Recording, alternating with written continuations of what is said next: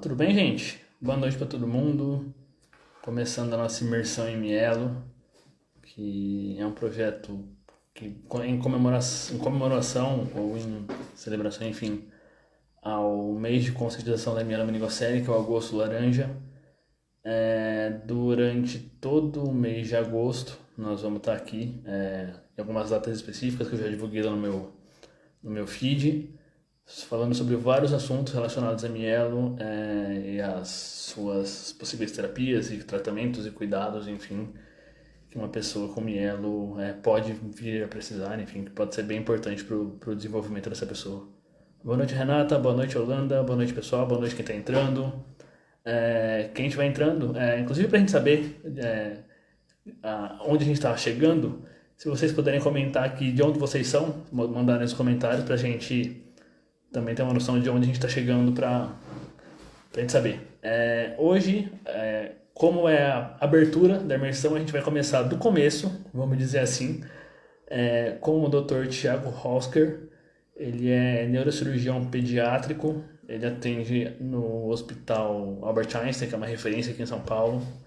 Acho que todo mundo já conhece. Boa noite, Daniela, que vai estar numa live comigo também. Boa noite, Renata. Boa noite, Josiane. Boa noite, Karina.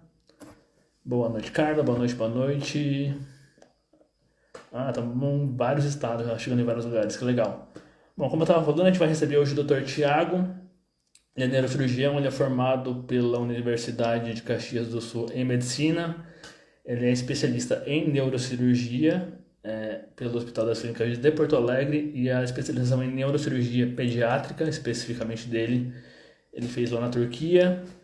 Como eu disse, ele atende no Hospital Albert Einstein, casos de mielo, de hidro, de algumas outras coisas também relacionadas à questão neurológica, etc.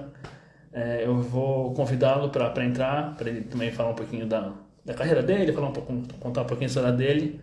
E aí a gente já entra na questão da mielite, que a gente vai falar, também para lembrar, a gente vai falar sobre os tipos de espinha bífida, entre as quais, obviamente, a mielo, que acho que é o interesse maior de todo mundo aqui. Oi, Ellen, oi, Lu, oi, Gabriela, oi, Silvia, que também vai estar aqui com a gente, falando sobre a questão da nutrição, que é mega importante. Quem tem intestino neurogênico sabe bem como não é fácil, aliás. A Daniela Físio, se eu não me engano, vai ser bem legal falar com vocês. Bom, bora lá botar o doutor aqui para a gente já iniciar esse papo para abordar esse assunto que tanto nos interessa, não é? Só um segundinho que ele já vai entrar. Acrescentar na live e a gente trocar nossas ideias e tirar tantas dúvidas que já vieram ontem no grupo pra gente, né? Boa noite, doutor, tudo bem? Boa noite, Ana. Tudo bem? Como vocês Tudo bem. estão? Prazer receber o senhor aqui. Muito obrigado por ter aceitado o convite. Tenho certeza que vai ser um papo muito legal pra gente aqui, conhecer um pouco mais e aprofundar os nossos conhecimentos sobre a mielo, né? Maravilha, eu que agradeço o convite, né? Estou muito honrado aí por poder participar desse evento que é tão grandioso e tão importante, né? Para todas as pessoas que convivem ou que têm, né, algum tipo de vínculo com quem tem mielo. E vamos bater um papo, né? Vamos conversar, vamos tirar as dúvidas e estou aqui à disposição de vocês. Legal. Obrigado, doutor. Bom, como já te apresentei, o senhor é especialista em neurocirurgia, fez a sua especialização em neurocirurgia pediátrica também lá na Turquia, né? Que achei bem interessante, lá fora e tal. Então, vamos começar esse papo falando um pouquinho sobre as questões que a gente estava comentando dos disrafismos espinhais, até a gente chegar na mielo e da mielo partir para frente, que é o que eu acho que é o assunto que interessa a maioria, né? Só para dar um panorama para quem está chegando agora, para quem às vezes ainda tem um bebê pequeno, não sabe muito bem qual que é essa praia, vamos dizer assim, para a gente começar nossa conversa. Fica à vontade, Perfeito, doutor. perfeito. Vou só perguntar, todos estão me ouvindo? Dê um okzinho ali no chat, só para eu ter certeza, não está falando em vão. Se estiverem me ouvindo, está tudo certo. Vou começar falando para vocês, né? Por que a gente está falando de um problema, né, que ele é tão comum, digamos assim? Ele afeta uma série de pacientes, né, no nosso meio, principalmente em países ainda que são subdesenvolvidos, ou seja, países que têm uma certa carência se comparados a outras áreas, né, de todo mundo. O que é esse nome chamado espinha bífida? Tá? Vou tentar falar para vocês de uma forma bem resumida e, claro, se vocês tiverem dúvidas, por favor, escrevam, que o objetivo é vocês saírem daqui entendendo e sabendo, pelo menos, como manejar, né, algumas alterações principais, saber dar conselhos, saber encaminhar esses pacientes para que a gente tenha aí o tratamento mais adequado. Então, o que é a espinha bífida? Durante a formação do bebê na barriga, na gestação, lá por volta da terceira, quarta semana, ocorre uma formação de uma determinada estrutura chamada tubo neural. O que é o tubo neural? É uma espécie de sistema nervoso primitivo. De lá vai sair o cérebro, de lá vai sair a coluna, de lá vai sair a medula. Quando a gente tem um problema na formação desse tubo neural, a gente vai ter um problema chamado defeito de tubo neural.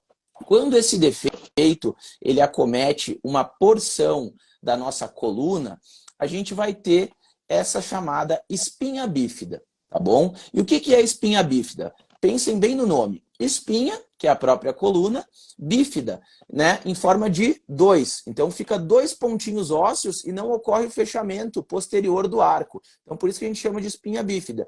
Fica 2 pontinhas ósseas, né? Então a gente vai chamar essa malformação, que é o não fechamento do tubo neural, de espinha bífida. E por esse probleminha aqui vai sair, né, as meninges, que são as membranas que revestem o cérebro, e também as estruturas nervosas, que pode ser a própria medula, o cone medular ou os nervos. Então isso é espinha bífida, tá bom? E aí, doutora? E agora? Já sei o que é espinha bífida, mas eu já ouvi falar que tem vários tipos de espinha bífida. Tem a espinha bífida aberta, tem a espinha bífida fechada, tem a espinha bífida oculta, né? O tipo mais comum de espinha bífida é a espinha bífida aberta, que é a mielomeningocele propriamente dita, que é aquela porção, né, que a gente tem a cavidade cística e normalmente por dentro dela saem os nervos. Então é como se fosse o sistema nervoso diretamente em contato com o meio externo, né? Por essa falha aqui que a gente está tendo na coluna, pelo meio vai sair as meninges e também os nervinhos. A gente tem outros tipos, né, de espinha que são chamadas a espinha bífida oculta. E nelas vão entrar os lipomas, né, a lipomiellomeningocele, a mielocele, as meningoceles, né, alguns cistos entéricos, tá? E algumas outras mais formações assim que são mais raras, que eu acho que não vale a pena a gente comentar hoje. Mas qual que é a grande diferença? É se elas são cobertas de pele ou não. Então, se não houver cobertura de pele, nós vamos chamar de espinha bífida aberta. Quando houver a cobertura, né, quando não aparecer de uma primeira vista, a gente vai chamar de espinha bífida oculta. E por que isso é importante? Porque sempre que ela for aberta, existe um risco maior de alguma complicação. Então a mielo é aquela que a gente tem que tratar logo, porque vai ter risco de meningite, vai ter risco de dano neurológico e uma série de outras complicações. Já a espinha bífida oculta, talvez a gente só veja como se fosse uma lesão aumentada, ali perto do finalzinho da coluna, próximo do bumbum, e às vezes a gente vai descobrir só lá na vida adulta. Então essa é a grande diferença. Obrigado pela explicação, doutor. Já adiantando um pouquinho uma das dúvidas que a gente tinha aqui, que surgiu, era a questão da espinha bífida oculta. A gente tem uma impressão, vamos dizer assim, que a espinha bífida oculta é uma lesão mais leve. Só que dependendo da altura que ela acontecer, mesmo sendo oculta, ela pode ter sequelas graves, pode vir a ter sequelas graves ou não tem essa relação? Ótima pergunta. Então, assim, dentro, né, das espinhas bífidas ocultas, nós temos vários tipos. Então, nós temos, por exemplo, os lipomas, que são bolinhas de gordura, né, que vão estar próximas à medula, que podem estar no seu interior ou não. Nós podemos ter cistos, né, de líquido do próprio sistema nervoso. Nós podemos ter cavidades, né, que são as meningoceles, e dependendo na altura que elas estiverem na medula ou na profundidade, se elas estão lá no meio, no centro, a gravidade pode ser diferente. Então, todo paciente que tiver qualquer tipo de alteração, seja ela oculta ou não, ele vai ter que ser avaliado de muitas formas. Por quê? Porque dependendo do local, né, da profundidade, se está interno ou externo à medula, pode ser que a gravidade seja maior ou menor. Então isso é muito importante. Legal, legal. Vamos saber. E falando nessa questão da gravidade, quais são as possíveis sequelas que podem acontecer num caso de espinha bífida oculta, doutor? As mais variadas possíveis, né? Então, dependendo da altura, isso é um padrão. Por exemplo, se for mais alta, o que a gente diz alta, né? A nossa coluna, ela é dividida basicamente assim em 4 partes, né? Nós temos a coluna cervical, que é essa logo abaixo da cabeça. Abaixo da cervical, nós temos a coluna torácica, né? Que é onde estão nossos pulmões. A coluna lombar, que é onde é mais ou menos a nossa barriga. E a coluna sacral, que é onde é a bacia.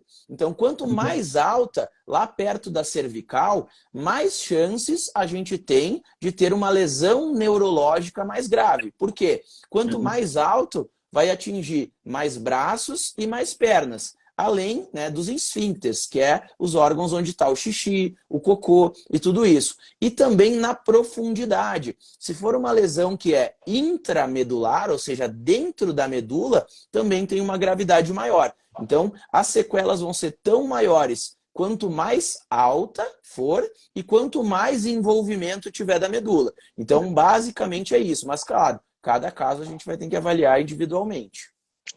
Realmente, é o que você falou. A miela é realmente uma caixinha de surpresa, assim, não dá para cravar. Óbvio, você tem as sequelas mais comuns, dependendo da lesão e tal, mas realmente não dá para determinar, né? Os casos mais comuns são tais, as sequelas são tais, tais e tais, né? É até uma coisa curiosa que, como a gente estava conversando um pouquinho antes aqui, até eu realmente entrar nesse mundo da mielo, eu não tinha noção do quão abrangente são as possibilidades de tratamento mesmo, de médicos, de terapias, de sequelas também que a mielo pode ter. Eu acho que eu não conheço uma pessoa que tem as mesmas sequelas do que eu e mesmo que a lesão seja na mesma vértebra. É muito, muito particular realmente cada caso, né? É isso aí, é um mundo Bem curioso, extremamente né? desafiador, né? E cada paciente, vamos dizer assim, é único, né? Porque dependendo da onde for a lesão, ele pode ter algum tipo de manifestação. Isso envolve a parte motora, que é os movimentos, isso envolve a parte de sensibilidade, isso envolve a parte do controle esfincteriano, que é tanto o controle do xixi como do cocô, a parte sexual, né? E também as questões sexuais e tudo mais, né?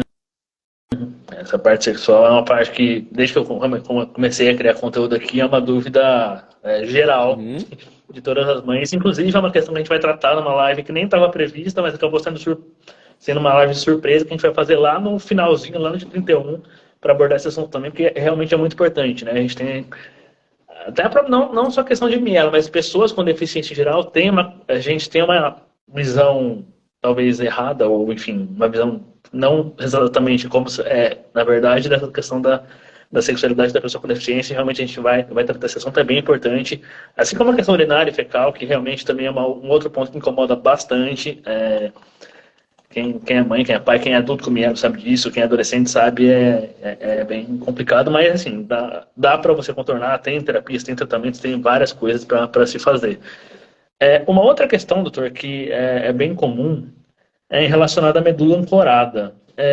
Chegou uma pergunta aqui da Karina, que inclusive está assistindo a gente aqui, que depois da cirurgia de liberação da medula e das correções ortopédicas, mesmo quando o diagnóstico é tardio, a criança tem o bom prognóstico ou isso depende? Uhum.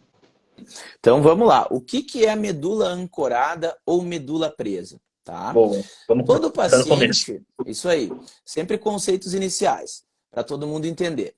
Todo paciente que tem algum tipo de espinha bífida, seja ela aberta ou oculta, tem a chance de ter a medula presa ou a medula ancorada. E o que é isso?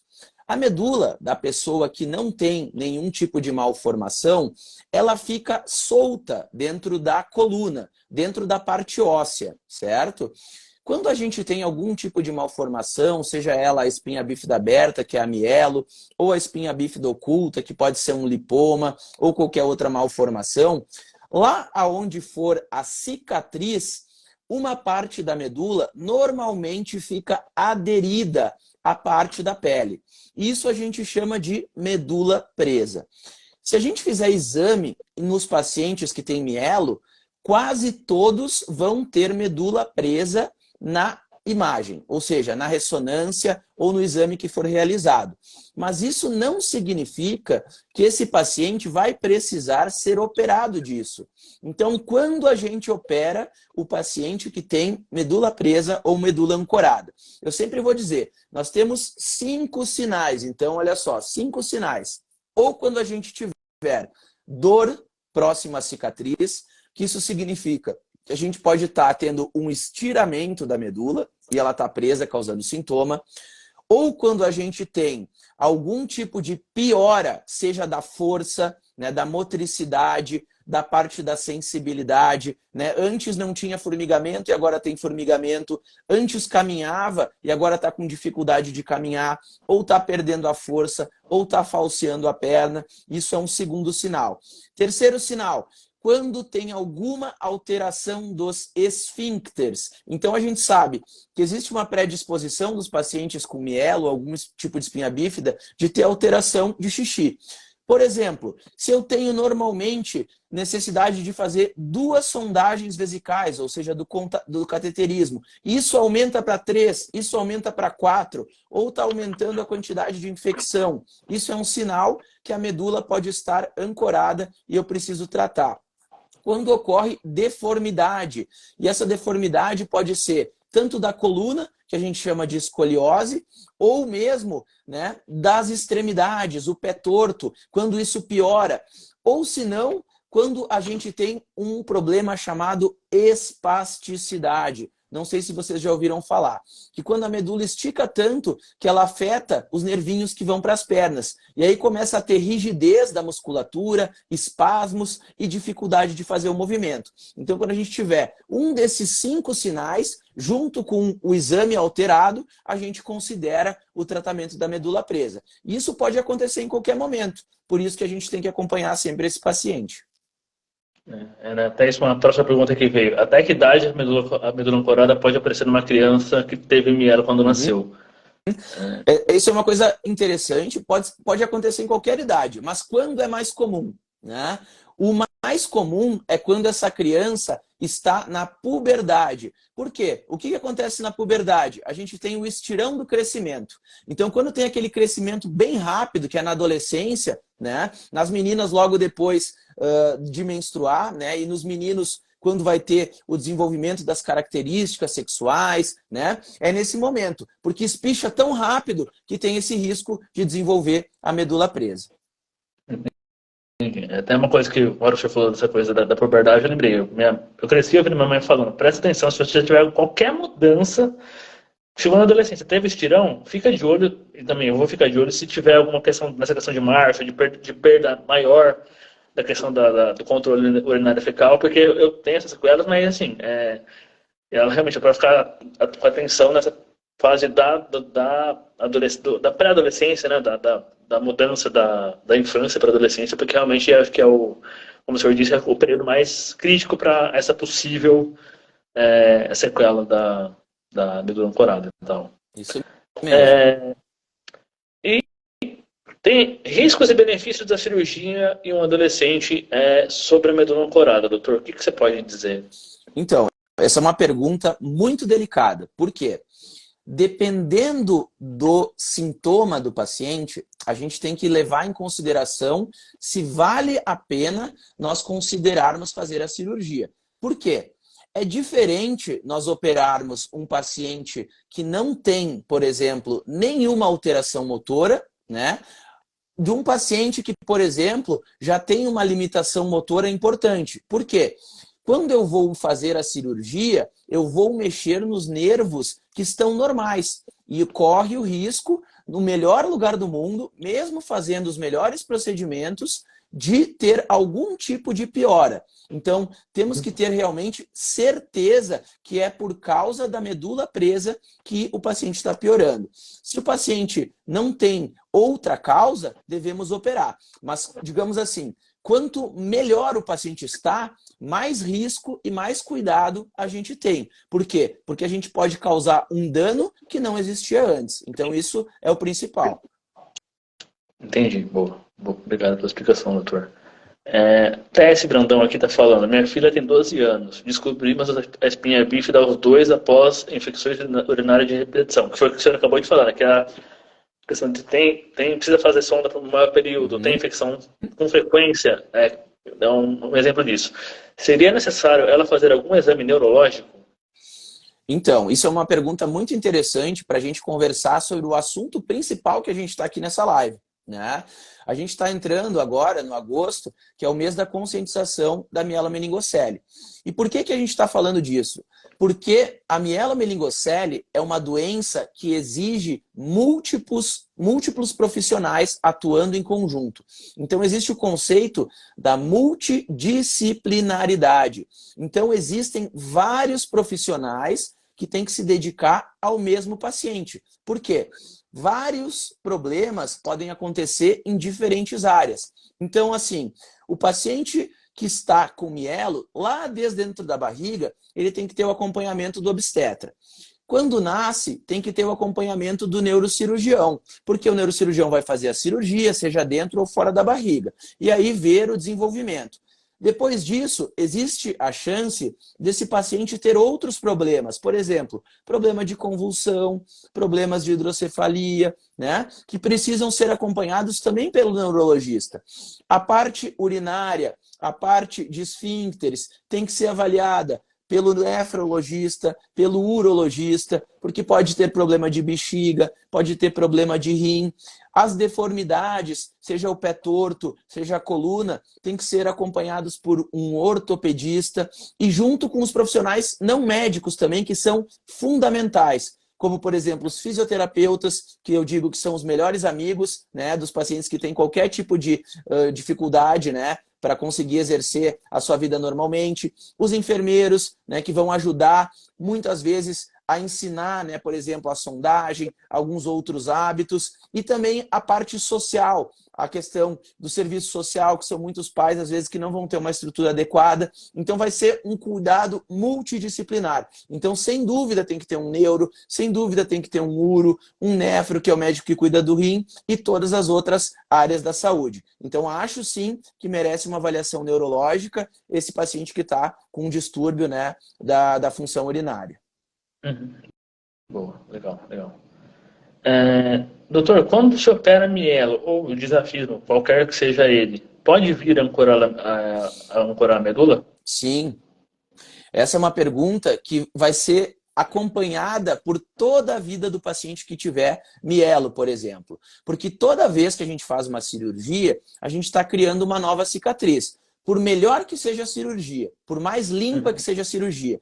Por quê? O corpo humano, ele cria uma reação cicatricial, seja em qualquer lugar que a gente mexe. Então, quando a gente coloca ali o corpo estranho, seja a luva, seja o fio, né, seja o próprio cuidado que a gente tem ali da manipulação, gera uma cicatriz. Então, esse paciente vai ter que ser acompanhado sempre, porque ele pode desenvolver a qualquer momento, seja na idade, né, pediátrica, seja na adolescência ou mesmo na idade adulta.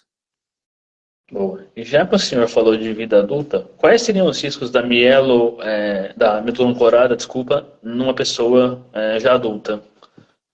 São os mesmos sintomas que eu comentei ali para vocês, né, do paciente pediátrico. Então, sempre coloca lá na mão. A medula presa pode piorar o quê? A dor, pode piorar a motricidade, que são os movimentos, pode piorar urina ou, né, o hábito intestinal, pode piorar deformidades e pode piorar também a espasticidade. Então, tudo isso a gente tem que levar em consideração. Legal. Obrigado, doutor.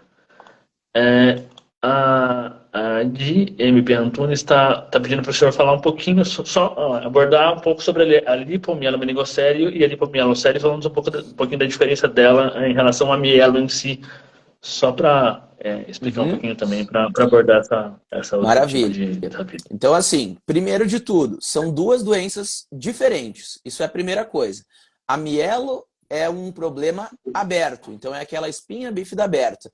E a lipomielo, né, normalmente é uma espinha bífida oculta, certo? Isso é a primeira coisa.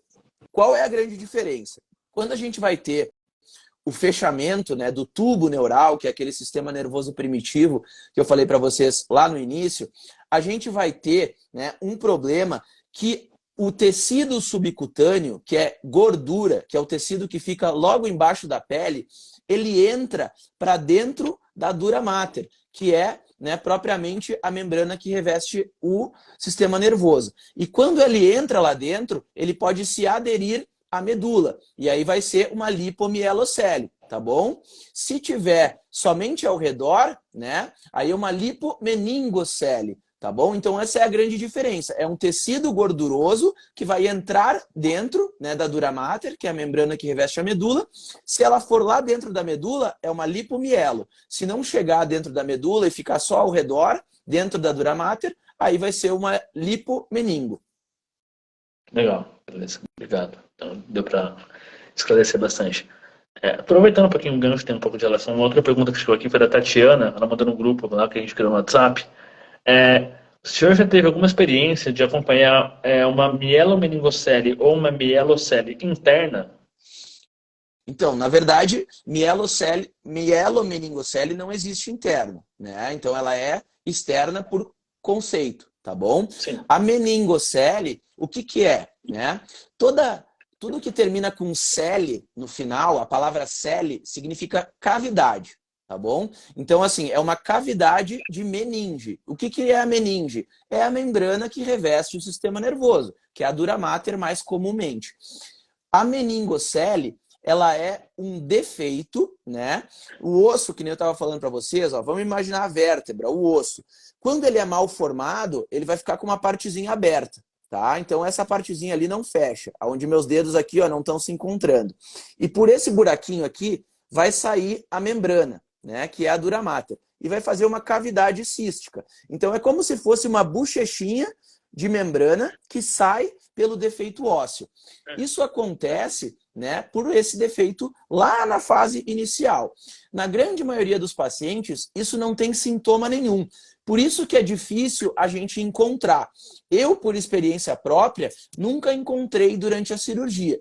Às vezes a gente encontra no exame. Quando a gente vai fazer um exame de um paciente por um problema de coluna ou por algum outro problema, a gente pode encontrar uma meningocele. Ou nos pacientes também que tem uma doença chamada neurofibromatose. Isso também acontece, que é um probleminha genético nos nervos. E aí fica essa cavidade. Particularmente eu nunca encontrei, mas eu sei que existem, né, colegas que às vezes vão fazer cirurgia por outras coisas e encontram com esse problema. Legal, entendi. Doutora, uma outra sequela bastante comum da mielo é a hidrocefalia, né? Eu coloquei a válvula com 2 meses e meio. Eu dei a sorte, entre aspas, vamos dizer assim, de nunca ter precisado trocar. Até uma coisa que eu não sabia, porque até eu realmente entrar nesse mundo da mielo, o único caso de mielo que eu conheci era o meu. Sim. E de um colega meu, de um amigo meu aqui da minha cidade, que também tem. E eu não precisei trocar a válvula, e ele nem colocou a válvula, na verdade. A Débora está perguntando até que idade, se existe o risco de aparecer hidrocefalia e precisar colocar a válvula. Maravilha. Então vamos lá, vamos de novo para o início. O que que é hidrocefalia? Muita gente fala, a gente nem sabe o que que é. Então vamos lá. Hidro é água, céfalos é cabeça. Então hidrocefalia é água na cabeça. Doutor, eu ouvi dizer que a gente tem água normal dentro da cabeça. É verdade? É verdade. Todos nós temos água dentro das cavidades cerebrais e servem como nutriente e também para deixar, né, o cérebro um pouco mais leve, para a gente não sentir tanto peso. Mas quando isso é um problema? Isso é um problema quando esse líquido ou ele é produzido em excesso, ou ele tem algum problema no escoamento. Então vamos imaginar de uma forma bem simples. Vamos imaginar que dentro do nosso cérebro nós temos um encanamento, tá? Nós temos a caixa d'água, certo? E nós temos os canos que vão escoar e vão sair pelo ralo. Se a gente tiver um problema no escoamento desse cano, um entupimento, seja durante a tubulação ou seja lá no ralo, o ralo está entupido, que na maioria das vezes pode ser com sangue, pode ser depois de uma meningite, ou pode ser mesmo quando a gente tem uma malformação, por exemplo, no caso da mielo, a gente vai ter acúmulo de líquido dentro do cérebro. Isso é a hidrocefalia, ok? Primeiro conceito é esse. Doutor, mas por que a gente fala tanto em hidrocefalia nos pacientes que têm mielo? Por quê? Porque em cerca de 80 a 90% dos pacientes com mielo, nós vamos ter esse problema chamado hidrocefalia. Então, ele é super comum. E aí, doutor, o que eu faço com essa informação? Essa informação, ela é importante. Por quê? Quando o meu paciente ou o meu filho, né, ou eu mesmo, quando eu nasci, eu quero entender por que eu precisei ou não precisei de válvula. Se eu tiver dentro desses 80 a 90%, provavelmente em algum momento da vida eu vou precisar. É mais comum que precise ou no primeiro mês ou dentro do primeiro ano. Mas tem alguns pacientes que têm lesões mais brandas, mais leves, e vão precisar ou não. Então, esse acompanhamento, lá no início, ele vai ter que ser feito pela medida do perímetro cefálico, né, se a cabeça estiver crescendo mais do que o normal, pela fontanela, que é pela moleira, se a moleira estiver crescendo, estiver abaulada, né, estufada, que a gente fala, ou se tiver vazamento de líquido cerebral, né, pela cicatriz da mielo. Então, isso que vai nos dizer se o paciente precisa usar, né, válvula ou não. E agora, durante a vida? Durante a vida, a gente vai precisar estar atento aos sinais, porque esse paciente pode ser que não tenha o crescimento da cabeça depois de um determinado momento. Então, se esse paciente que tem mielo começa a apresentar dor de cabeça, né, seguida de náuseas, vômitos, mal-estar, turvação visual, vista embaçada, visão dupla, que a gente chama de diplopia, a gente tem que desconfiar de hidrocefalia. E claro, aí esse paciente vai ser avaliado com tomografia, com ressonância e ver se realmente ele vai precisar ou não colocar, né, o dreno ou fazer a outra cirurgia, que pode ser aquela por vídeo, que a gente chama de endoscopia. Certo? Certo. Certíssimo. Muito bem explicado. Obrigado, doutor. E até uma coisa que você acabou de falar dos exames da tomo e tal, eles servem desde o começo, né, para se acompanhar e detectar a possível necessidade ou não de colocar uma válvula, né? São esses os exames mais comuns para se acompanhar, vamos dizer assim, a questão da hidrocefalia, né? A Isso. Célia está me perguntando como tratar hidrocefalia com hiperdrenagem e fortes dores de cabeça. Precisa se operar ou não? E como saber se está drenando muito ou não, se os sintomas são os mesmos? Então, assim, isso é um capítulo bem à parte, tá, da neurocirurgia, porque isso é raro de acontecer. O que significa hidrocefalia com hiperdrenagem? Então, vamos imaginar esse paciente que eu falei para vocês, que teve mielo, né, que ele está dentro desses 80% a 90%, que durante, né, o desenvolvimento dele, ele precisou colocar a válvula. O que é a válvula? A válvula nada mais é que um dreno, tá? Um dreno, ele serve para escoar o excesso de líquido, tá bem? Às vezes, esse dreno funciona mais do que o normal. Quando ele funciona mais do que o normal, o cérebro, ele murcha, vamos dizer assim. E aí, quando ele murcha, ele gera dor de cabeça. E isso é um sintoma muito comum, né, que os pacientes apresentam. A gente consegue diferenciar isso por meio do exame de imagem, então comparando os exames, né? Se tem um exame antes e depois da válvula, por exemplo, e também com algumas outras técnicas. Hoje em dia a gente tem alguns dispositivos que nos ajudam a entender, né, se realmente está drenando ou não. Dispositivos não invasivos, de pressão intracraniana. Se a gente chega, né, à conclusão que realmente está acontecendo uma hiperdrenagem, está drenando demais, às vezes a gente tem que mexer na válvula. Hoje, existem válvulas que a gente controla a pressão, né, que a gente chama de válvula programável. Então, a gente vai lá e só muda a pressão. Não é um botão. A gente tem um magnetismo, né, que a gente usa para trocar a pressão, para fazer drenar menos. Se é a válvula aquela mais antiga, a gente tem que trocar a válvula, porque ela não tem esse mecanismo. Então, tem que colocar uma válvula que drena menos. Mas isso é um caso bem específico. Então, tem que acompanhar esse paciente e avaliar ele individualmente. Como a gente estava falando desde o começo, cada caso é muito particular, depende muito, né? É difícil até, às vezes, saber como ele está, porque realmente cada caso é um caso, como a gente estava falando. Ainda sobre a Isso DVP, aí. doutor, crianças que colocaram a DVP podem ter sequelas neurológicas por causa da válvula? Então, tudo depende da situação que a válvula foi colocada, né?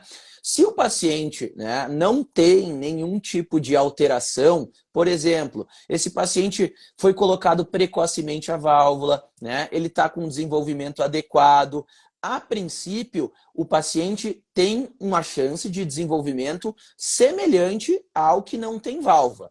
O que a gente sabe? Que a criança que tem válvula, se a gente comparar, por exemplo, com a que não tem, ela tem uma chance maior de desenvolver convulsão, né? Ela pode ter uma chance maior de desenvolver distúrbios do desenvolvimento, de aprendizado, de concentração. Então, basicamente, é isso. Mas a gente tem que pensar na válvula como sendo uma coisa positiva, né? Toda válvula pode dar problema, mas até que ela dê problema, ela é um dispositivo que está ali para ajudar. Então, se for necessário, a gente tem que confiar nela. É o que você falou, a válvula ela até uma coisa que pode salvar muita coisa, né? Porque realmente, se você fica lá com o líquido vazando, ou em excesso, ou de menos tal, no cérebro, e se ela tá ali para compensar, realmente ela é muito mais positiva do que algo ruim, vamos dizer assim, né? Com certeza. Por mais que ela, é o que o já falou, se ela, até ela dar problema, se é que ela vai dar problema, ela já salvou muita coisa, né? Ela já preservou muita coisa dentro do quadro da pessoa. Isso A mesmo. Gabriela, doutor, tá perguntando se a constipação afeta a DVP e se sim, por quê? E se não, por quê também? Não sei se tem essa explicação. Pergunta muito boa. Essa pergunta vale para todas as mamães, porque ela às vezes nos livra de ir ao pronto-socorro. Sabe por quê? O que é a DVP? Olha lá, conceito inicial. Vamos lá de novo. DVP é uma sigla que a gente utiliza para falar um nome muito feio, que chama-se derivação ventrículo-peritoneal.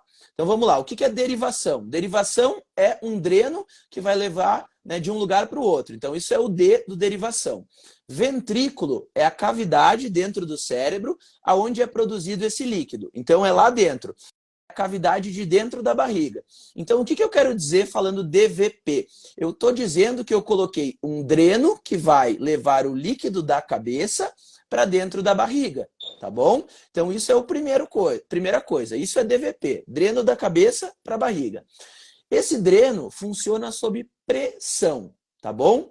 Então, ele tem que funcionar por um gradiente. Para o líquido sair, a pressão na cabeça tem que ser maior que a pressão na barriga, certo? Porque senão não vai ter uma diferença de pressão. Se eu tiver uma pressão na barriga maior que na cabeça, não vai sair o líquido, então não vai descer. E o que a constipação faz? A constipação, seja ela por gases, seja ela por fezes, aumenta a pressão dentro da barriga. Então, a válvula pode drenar menos ou até mesmo parar de funcionar. Então, isso faz com que o paciente, por muitas vezes, tenha sintomas de mau funcionamento de válvula. E aí o paciente vai para a emergência como se a válvula estivesse não funcionando. E ele está constipado. Por isso que a gente faz o raio-x da barriga, o raio-x do abdômen, para ver se não tem gases, se não tem constipação. E às vezes só melhorando o funcionamento do intestino, a gente já coloca a válvula para funcionar de novo. Nossa, muito importante essa informação, doutor. Muito importante mesmo. Acho que muito pouca gente sabe disso e realmente eu nunca tinha nem cogitado essa possibilidade. Realmente muito importante mesmo. Obrigado por compartilhar isso aqui. Que vai ajudar, vai ser importante para muita gente mesmo. Uma outra coisa, doutor. Eu sei que o senhor também opera caso de crânio, estenose e tal. Chegou uma pergunta aqui da Carla, eu acho. O que fazer quando o bebê adquire crânio ou estenose devido à drenagem da válvula? Na verdade, então, assim, a gente está falando de uma outra doença, né? Completamente diferente. Então, assim, a cranioestenose, ela é um problema do fechamento dos ossos cranianos, tá? Não tem nada a ver com moleira, nada disso. Lá nos ossos do crânio, a gente tem como se fosse um quebra-cabeça. Quando esse quebra-cabeça fecha antes do tempo, a gente tem essa doença chamada cranioestenose. Isso é chamado de cranioestenose primária, tá? Essa doença que a gente fala, cranioestenose por causa da válvula, é uma cranioestenose secundária. Então, não tem nada a ver com a cranioestenose que a gente escuta falar por aí. Então, quando a gente tem, por exemplo, uma hiperdrenagem, desce muito líquido, sai muito líquido da cabeça, às vezes a gente tem um cavalgamento dos ossos do crânio. Eles fecham, eles passam um por cima do outro. Então, na maioria das vezes, a gente só tem que ter cuidado com a válvula. E se for um problema muito grave de estética, às vezes a gente pesa de mexer nisso. Mas na grande maioria das vezes, é só um problema de funcionamento da válvula. Aí a gente vai regular a válvula. Tá, boa, obrigado. A Joelma está perguntando se é possível explicar isso não. Dilatação do ventrículo suprassensorial sem sinal licórico é considerado hidrocefalia? Na verdade, isso é um achado radiológico. Então, o que é isso? Isso é um paciente que fez um exame, né, de tomografia ou de ressonância, e aí o radiologista, que é o médico que lauda, né, que faz, né, a análise do exame, escreveu isso. Então, assim, ele mostra que o ventrículo, que é essa cavidade lá do cérebro, está um pouco dilatada. Mas isso é uma formação isolada. A gente não pode levar isso sozinho em consideração. Eu tenho que saber como é que está esse paciente. Então, para eu dizer se isso é grave, não é grave, ou se isso vai precisar ou não precisar de cirurgia, eu tenho que avaliar 3 coisas. A história do paciente, saber por que ele está assim, saber se ele tem alguma doença, o exame físico desse paciente, saber se realmente a cabecinha está crescendo, a fontanela está aberta, está abaulada, e depois olhar o exame de imagem. Então, o exame sozinho, para mim, não significa nada. Então, isso é só uma parte do nosso exame. Teria que ver tudo junto. O que a gente estava falando da análise macro da coisa, né? Por um exame só, realmente não dá para dizer, né? O Gustavo, ele é um miego adulto lá de Campinas, salvo engano. Ele está dizendo que ele colocou a válvula dele com 9 meses. Aos 12 ela parou de funcionar e colocou outra, mas o médico manteve a antiga onde estava. Hoje ele tem 36 anos, ele está perguntando se ainda existe algum risco ou possibilidade que precise trocar a válvula. Ou não dá para dizer, porque realmente o que a gente estava falando de não dá para cravar nada em mielo. Isso, na verdade é assim, a gente tem que ter em mente, né, que a hidrocefalia ela é um problema da circulação do líquido cerebral. Então, assim, eu sempre falo, eu considero a hidrocefalia uma doença crônica, como se fosse uma pressão alta, como se fosse um diabetes. Então, a gente sempre tem que estar de olho. Por quê? Em qualquer momento, ele pode descompensar. Então, a gente está dependendo de um sistema, que é um sistema artificial. Então, mesmo que ele já tenha trocado a válvula em algum momento, esta outra válvula, ela está suscetível aos mesmos problemas da outra. Então, ela pode entupir, ela pode parar de funcionar, ela pode, né, dobrar, quebrar. Então, tudo isso a gente tem que levar em consideração. Então, por melhor que ele esteja, nunca fique longe, né, de um acompanhamento médico, porque se algum dia ele tiver algum problema, certamente a gente vai ter que avaliar de novo essa válvula. Boa, boa. A válvula é uma coisa para você ficar atento e de olho acompanhando pro resto da vida, não tem jeito, né? É isso aí. Não tem como. A Vera, doutor, ela está perguntando sobre estereotipias, se pacientes com DVP podem ter. Estereotipia, assim, a gente está muito em alta, né, falando que são alguns tipos de movimentos típicos, né, rítmicos de alguns pacientes que tem principalmente nas crianças que têm autismos. Mas isso não é exclusivo, né, de autismo. Então, dependendo do paciente, ele pode apresentar estereotipia, mas isso não significa nada, tá? Que seja bem claro. Isso não significa que o paciente tem autismo porque ele tem estereotipia, e isso não é exclusivo do paciente que tem autismo. Então, às vezes, por quadros, né, emocionais, quadros psicológicos, eles podem desenvolver também esse tipo de comportamento que são manifestados, né, pelas estereotipias. Boa, beleza. Agora, indo para um outro assunto, mais relacionado à parte motora das sequelas da mielo, qual a diferença entre hemiplegia e hemiparesia? Como a gente estava abordando bem tudo desde o começo, para o senhor explicar um pouquinho sobre isso, essas Então, questões de hemiplegia e hemiparesia. É uma dúvida completamente conceitual, certo? É a palavra. Então, olha a palavra. M, o que é M? M é metade, certo? Plegia é igual a paralisia. Então é aquela coisa do paraplégico, certo? Hemiplegia Uhum. significa que tem metade do lado paralisado, certo? Hemiparesia significa que tem metade do lado com algum grau de perda de força. Então não é completamente paralisado, é um grau de perda de força. E aí vai depender de paciente para paciente, né? Tem uns que tem, por exemplo, grau 1, que não mexe praticamente nada, mexe só os movimentos assim de dedinho. Tem outros que conseguem levantar a perna, tem outros que conseguem caminhar, mas são graus variados. Então, plegia é completo, é paralítico. E paresia são graus variados de perda de força. Legal. Beleza.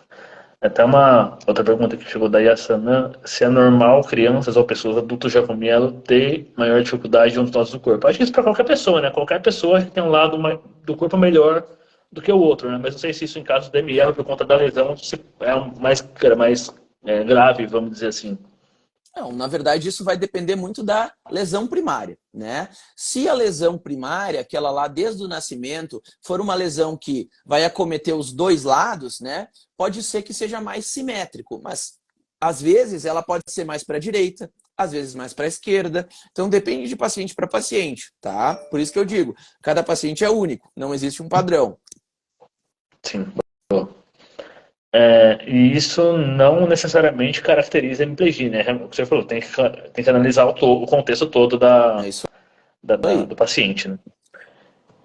E o diagnóstico, doutor, como que pode ser feito de hemiparesia ou de Na hemiplegia? verdade, assim, isso é um sinal que a gente fala, né? O paciente que tem, né, qualquer tipo dessas alterações motoras, ele vai ir com essa queixa, né? Então, doutor, eu tô com fraqueza na minha perna. Então, eu vou lá, vou fazer o exame clínico e vou ver, olha, a tua fraqueza, ela é relacionada, né, ao teu problema da mielo ou ao teu problema, por exemplo, se teve um AVC, coisas assim. E de acordo com o grau, né, a gente vai dizer se é um grau leve, um grau mais avançado, e a mesma coisa é da hemiplegia. Isso é pelo exame físico mesmo, né?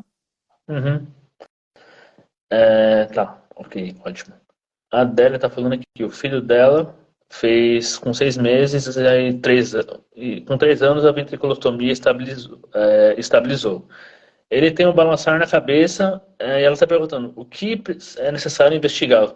Porque ele já passou com neuropsicóloga e não chegou não fechou um diagnóstico de TEA, por exemplo.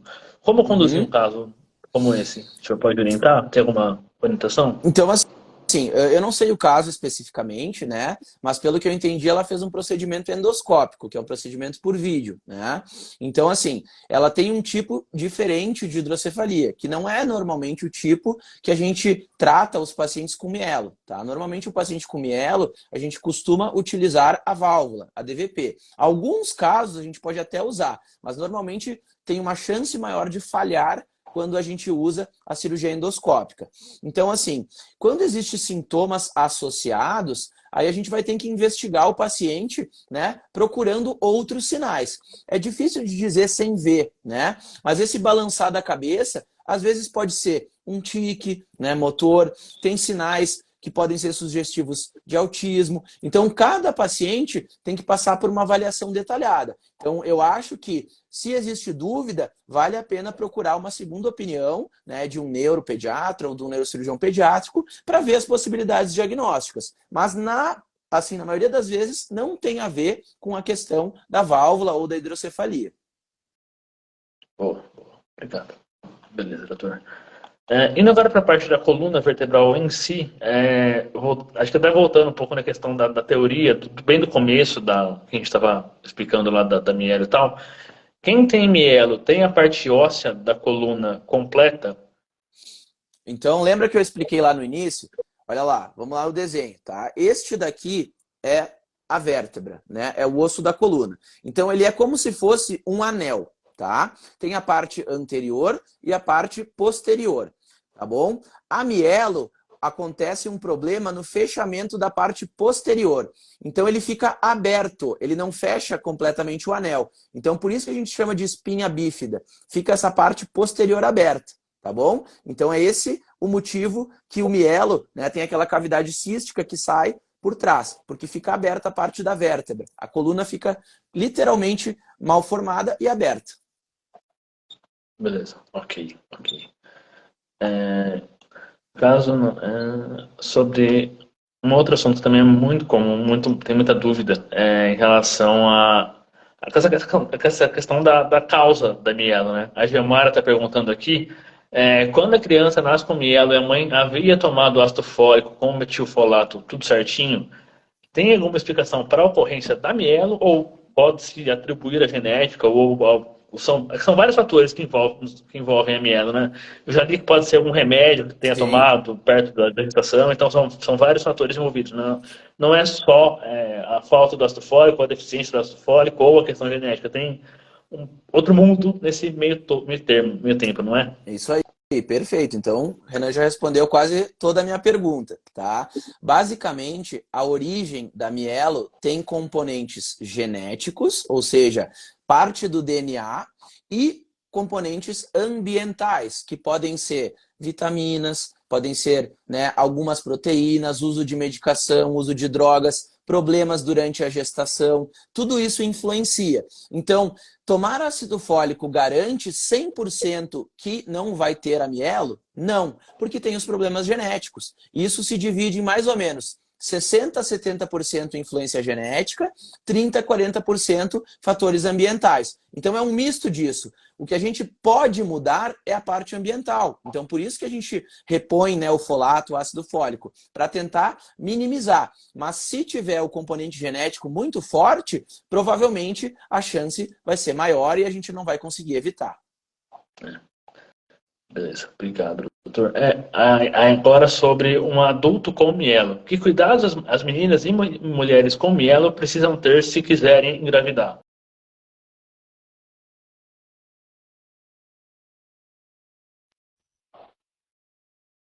Tem que pensar. Poxa, mas a gente está com um problema ali na coluna que influencia no xixi, que influencia na continência, que influencia na motricidade. Será que isso influencia também, né, na parte ginecológica feminina? Então, isso tem que ser avaliado muito bem. Então, tem que ter um acompanhamento obstétrico, tem que ter um profissional responsável por essa parte, mas isto não impede que, né, uma mulher que tenha idade fértil, que tenha desejo de engravidar, ela consiga isso. Mas, claro, vai ser preciso um acompanhamento mais próximo, porque em virtude, né, dessa falta de inervação, pode ser que ocorram alguns problemas, pode ter mais chance de infecção urinária, pode ter uma dificuldade na hora do trabalho de parto. Então, tudo isso vai ser acompanhado, mas não impede. Então, você tem que ter uma obstetra, né, que é uma médica da sua confiança, e certamente o seu médico vai ter que passar, né, todas as informações para ter uma segurança maior. Mas isso não impede que você tenha uma gravidez e, obviamente, tenha filhos.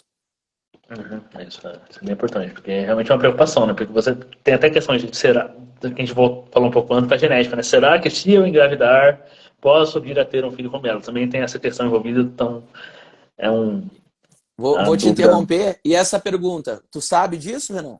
Sabe qual é a relação? Qual relação? Artro. Se tu fosse uma mulher, vamos lá, Ah, e tivesse mielo, e tu deseja engravidar. Se tu tiveres um filho, esse filho tem chance mais do que a população normal de ter mielo ou não? até onde eu li, já pesquisei sobre, sim. Mas confesso que não sei dizer ao certo a porcentagem disso, mas até onde eu sei, sim. Existe um risco aumentado de uma pessoa com mielo ter um filho com mielo. Isso aí. Então, assim, primeira pergunta, existe risco? Sim. E dependendo dos fatores, né, genéticos e ambientais, esse risco pode ser de 3 a 4 vezes maior. E isso vai aumentar conforme o número de gravidez. Então, isso é muito importante. Não dá para dizer assim, quero engravidar. Tem que ter um acompanhamento desde o início, porque por mais cuidadoso, pelo melhor acompanhamento, mesmo assim, existe esse risco. Se quem não tem, já tem o risco, quem tem mielo tem que ter um acompanhamento desde lá quando pensou que quer É isso engravidar, aí. já é bom O procurar pré-concepcional, que a gente fala, né? Tem que ter um acompanhamento pré-concepcional, pré-gestação, para tentar minimizar ao máximo. Boa, boa. Doutor, a Carlinha Cruz ela está gestante de 35 semanas, tem um bebê com espinha bífida oculta. Ela pergunta, fazer a ressonância ou aguardar o nascimento? Ótima pergunta. Então, assim, espinha bífida oculta, a gente não trata dentro da barriga, tá? Não tem como a gente tratar dentro da barriga. Porque às vezes vai ser uma coisa tão leve que a gente pode causar mais dano do que benefício. Então, até pode fazer a ressonância, mas eu não vejo muito sentido, sendo sincero. Então, eu acho que é melhor ele nascer, né, ter uma avaliação logo após o nascimento e quando ele tiver condições, fazer com calma, né, a ressonância. Depois de ter toda a estabilização, depois de fazer os exames, até para a gente saber melhor, né, do que se trata. Então, se é uma espinha oculta, não tem necessidade de fazer o exame durante a gestação. Boa, boa. Obrigado, doutor. A Ana, mãe do Rodrigo, que inclusive está no livro, que está aqui atrás de mim, aqui. O filho dela, o Rodrigo, tem 8 anos e ele tem a válvula desde os 5 meses. E ele gosta muito de jogar bola, inclusive já joguei bola com ele lá aqui no Ibirapuera, quando a gente teve um encontro de mielo em 2019. Ela está perguntando se tem algum problema de cabecear a bola por conta da válvula, da hidrocefalia, enfim. Ou não. Na verdade, assim, isso é um risco assumido, né? Aquela coisa. O piloto de Fórmula 1, ele tem risco mesmo usando o capacete? Tem risco, né? Então, assim, tem que tomar o máximo de cuidado possível. Eu não vou dizer que ele não pode jogar bola, mas tem que saber que esportes de contato aumentam o risco de algum tipo de complicação. Então tem que estar muito consciente e atento, né? Claro que ele não vai jogar bola de capacete, mas tem que evitar, né, de ter algum tipo de contato até para não causar nenhum problema. Lembrar que a válvula é um dispositivo artificial, então ele está sujeito a problemas, né? Essa questão, eu até entendo um pouco o Rodrigo, porque também eu sou muito dessa coisa de esporte de contato. Eu sei que às vezes preciso me controlar um pouquinho para não querer ser que nem uma pessoa normal, entre aspas, Sim. que faz tudo normalmente como qualquer outra pessoa, porque realmente a gente quer jogar bola, quer dar um jeito de jogar e realmente essa questão do contato é muito. É o que você falou, é um risco assumido. Sim. Você já vai consciente de que você não tem que tomar um cuidado redobrado, triplicado, seja lá o que for, por conta do dispositivo que está na cabeça, né? É isso aí. É muito, muito importante esse esclarecimento. Doutor, sobre Chiari, desculpa, dá uma enrolada aqui. A gente está encaminhando para o fim já, tem algumas pouquinhas perguntas só. Chiari, inclusive, deixa eu só fazer uma parte aqui, é uma coisa que até eu vou começar a pesquisar sobre o livro, pesquisar para o livro, entender um pouco melhor da Mielo, porque até então eu nunca tinha ouvido falar sobre a síndrome de Arnold-Chiari tipo 2. Eu queria, então, que o senhor explicasse o que é essa síndrome, como a gente está fazendo tudo desde o comecinho, desde o do beabá da coisa, para todo mundo entender o que é a Chiari, as sequelas que podem ser associadas ao Chiari, se a Chiari pode aparecer depois de adulto também, e por que isso pode acontecer, como aconteceu comigo, e que eu não, como eu disse, eu nunca tinha ouvido falar de Chiari, e numa ressonância que eu fiz 2 anos atrás, apareceu ela lá. Nunca tinha aparecido exame nenhum. Eu faço ressonância desde criança, ressonância e tomografia desde criança, nunca tinha acontecido nada, e agora apareceu o diagnóstico de Chiari no exame. Então, queria que o senhor falasse um pouquinho sobre ela, e se pode aparecer depois de adulto, sobre as sequelas também. Vamos lá, então. O Chiari, né? O que é esse nome? O Chiari é o nome de uma pessoa. Então, foi quem descobriu. Por isso que é Chiari, né? Arnold Chiari. Existem vários tipos de Chiari e o mais comum nos pacientes com mielo é o tipo 2, que é associado, né, essa questão da espinha bífida. O Chiari nada mais é que um problema que ocorre na parte posterior da cabeça, tá? Aqui na cabeça a gente tem um componente na parte de trás que a gente chama de fossa posterior. Os pacientes com mielo, eles têm a fossa posterior, que é como se fosse uma gavetinha da parte de trás pequena, tá bom? Por uma questão constitucional. E o cerebelo, que é a parte de trás, né, que é o órgão do equilíbrio, ele desce pelo buraco do crânio e vai em direção à coluna cervical. Então a gente chama a descida de uma parte do cerebelo pelo canal da coluna cervical. Mas, doutor, o que isso causa? Isso pode causar uma série de problemas. Isso pode ajudar na hidrocefalia, porque se o líquido estava escoando ali pela coluna, as próprias partes do cerebelo pode ajudar a entupir a circulação do líquido. E também podem apertar a coluna. Então pode ter dor de cabeça, pode ter alterações de sensibilidade, né? Pode ter piora de marcha, às vezes quiares muito graves, pode ter problema de rouquidão, problema respiratório, uma série de problemas. Tá, doutor, entendi o que é quiare. Mas o que isso acontece nos pacientes com mielo? Isso é importante saber porque cerca de 90% dos pacientes com quiare, com mielo, vão apresentar essa alteração. Opa, doutor, 90% é bastante, mas a maioria deles não tem sintomas, ou seja, é assintomático. Então a gente vai acompanhar. Normalmente ele vai aparecer na ressonância, na tomografia, mas se não tiver esses sintomas que eu falei para vocês, simplesmente vai ser um acompanhamento. Então, às vezes a gente não sabe que ele está lá, mas ele sempre esteve. Claro, se for uma hidrocefalia que está piorando, às vezes o Chiari também pode piorar. E a medula presa também é uma das coisas que pode piorar o Chiari. Boa, boa. E a outra pergunta que a Aline mandou e que eu também tenho, na verdade, então ela não aparece depois de adulto, né? Ela já está lá, mas só encontrada depois de adulto, né? É isso aí. É Talvez isso. antigamente, né, quando tu nasceu, os exames não fossem tão bons, entendeu? Sim. E aí não tinha sido visto. Agora, com exames bons, a gente vê praticamente tudo. Hoje, ultrassom 3D, tem ressonâncias muito mais modernas, então é realmente uma outra realidade, né? É isso aí. Diferente. Só interrompendo um pouquinho, a Dani S.A. Santos está perguntando aqui, as pessoas com mielo têm chance de andar sem nenhum apoio? Eu ando sem apoio nenhum. Então existem pessoas que, óbvio que como a gente está falando desde o começo aqui, cada caso é um caso, mas sim, tem chances de pessoas com mielo terem a marcha preservada normalmente, né? É isso aí. Então isso vai lembrar, isso é uma outra aula, mas só para lembrar o que eu falei para vocês. Dependendo do nível da coluna que for afetado, o paciente vai ter mais ou menos chance de andar, tá bom? Então quanto mais baixa, quanto lombar ou sacral, mais chance de andar. Se for para cima da lombar, ou seja, torácico, cervical, menos chance de andar. Então, para ter mais chance de marcha, mais para baixo, melhor. Então abaixo de L3 é melhor para andar. Sim. Que eu ouvi falar bem também. As lesões lombares e sacrais são as mais simples, assim, vamos dizer, para você ter um prognóstico de que vai andar sem apoio, sem nenhuma necessidade de suporte, né? A Marília está perguntando aqui, a artrogripose pode ser associada como sequela da mielo? Confesso que eu nunca ouvi falar de artrogripose. Eu também não sei a que se refere, sendo bem sincero. Talvez seja um nome que ficou no meio do caminho aí que a gente não entendeu. Então, ele está perguntando quanto tempo de vida a criança pode aparecer a medula presa. A gente falou lá atrás já que normalmente é no estirão da adolescência, né? É o mais comum.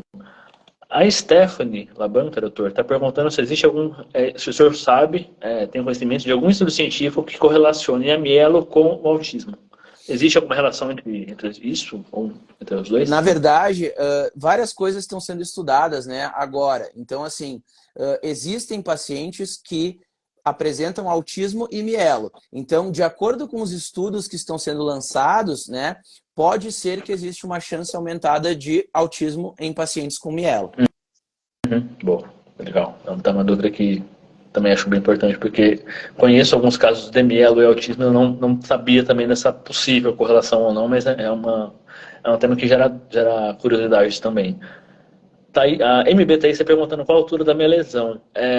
L4S2, se eu não me engano, Thaís. Por aí. Eu sei que é lombar sacral. Se eu não me engano, é isso.